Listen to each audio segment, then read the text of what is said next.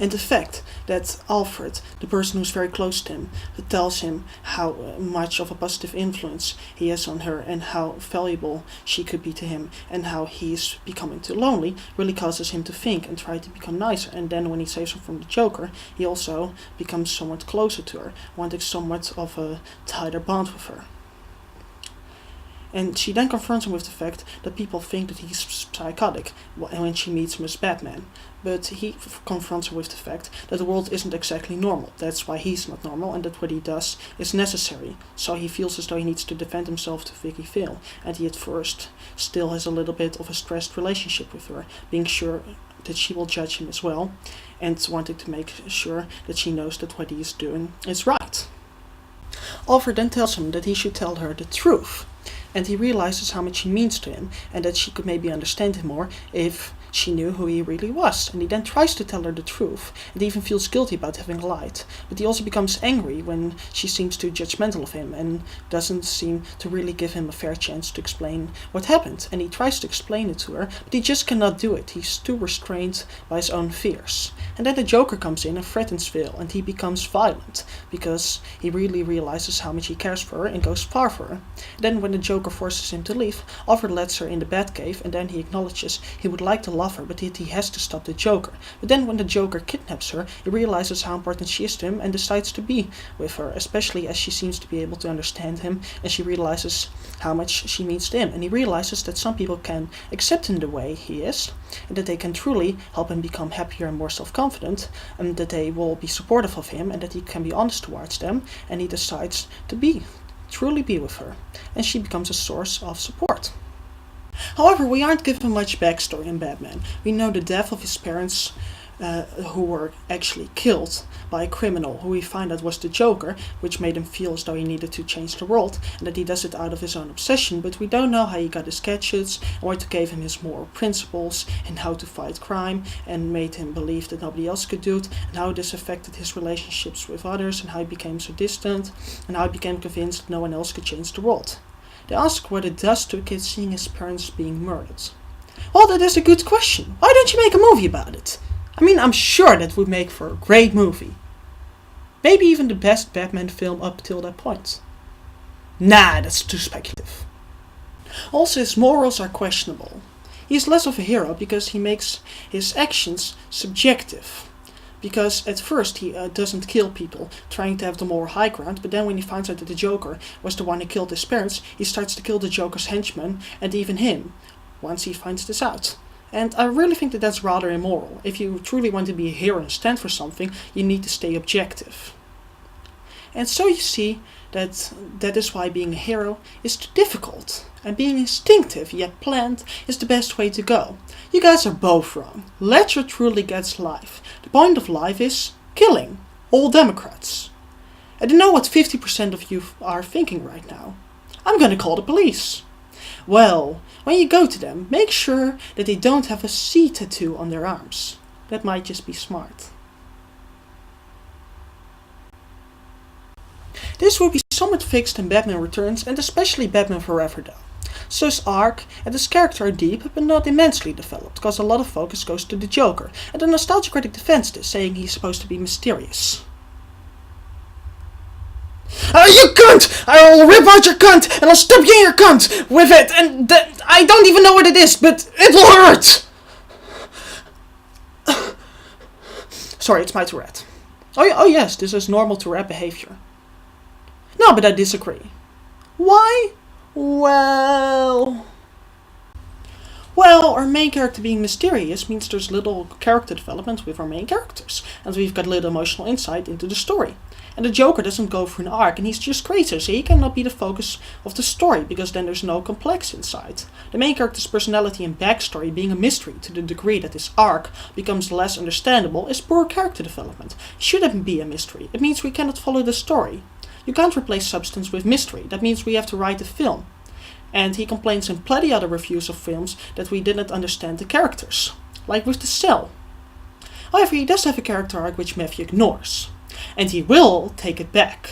Because Matthew, you want children, oh no, wait, you don't. Well, you still want to enjoy sex, don't you?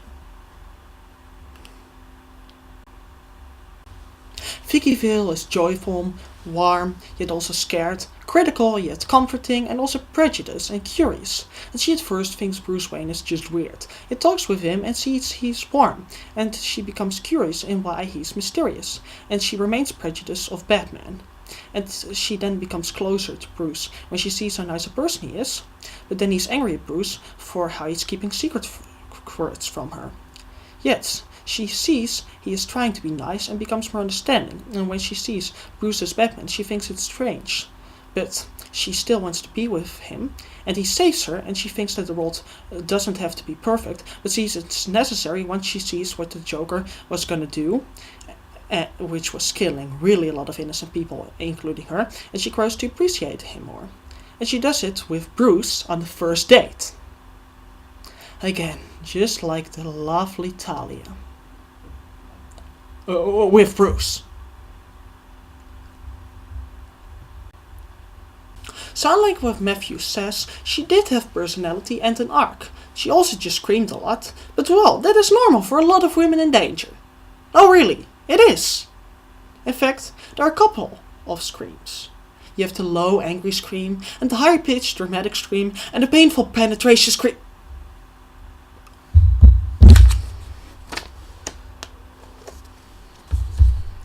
I just got a letter from my uncle. Everything in this review is comical, and also I'm not at all associated to O.J. Simpson. The Joker is arrogant, believing nothing can hurt him, and wanting everyone's attention. He's sadistic, vengeful, very uncaring, manipulative, obsessive, unstable, and he isn't just playful. He's very hateful, wanting to destroy, and very arrogant, wanting to show how great his destruction is. And he can be angry when things don't go his way. He simply laughs a lot, as he's also very sadistic. And he has a clear backstory. He fell into a bath of chemicals deforming him, causing him to no longer care about the basic rules of life, having little sense of self-preservation. He isn't as random as Matthew says. And a playful character is just fun, just look at Pirates of the Caribbean with Jack. Wait. Jack was this crazy, playful psycho, and here Jack is an awkward, weird kid, and Jack is called Jack.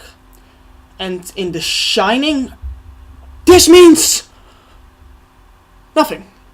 But as I pointed out before, I'm smarter than you, so I may waste your time.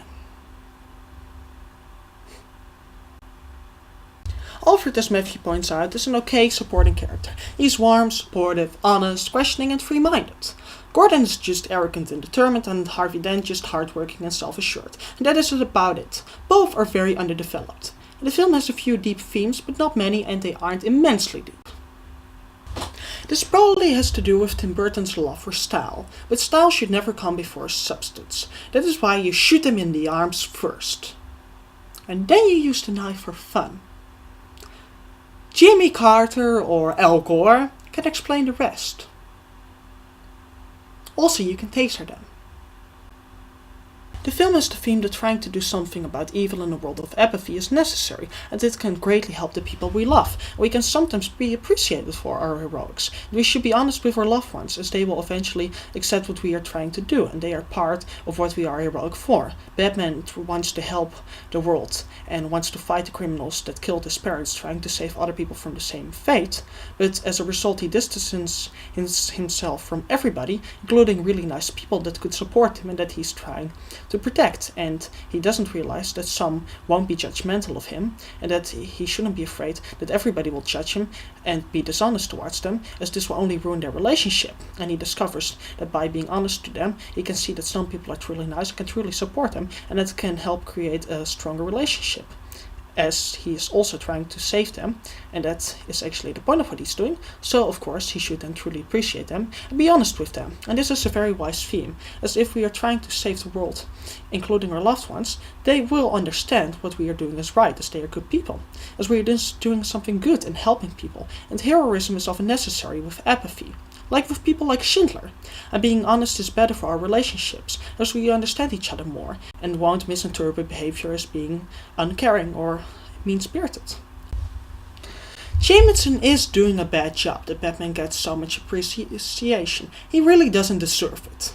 And now I will fire him. And believe me, Jameson, you wouldn't want me firing you. I can assure you that. Just ask the Calvinist church. Oh yeah, this is also religious, because Jesus told us we shouldn't forgive and throw rocks. He was using reverse psychology. How do I know this? Because I'm a god also. Just ask for. Yes, I ask for. Yes. Another theme is that we should be supportive of people, even when they are strange, because they try to do the right thing.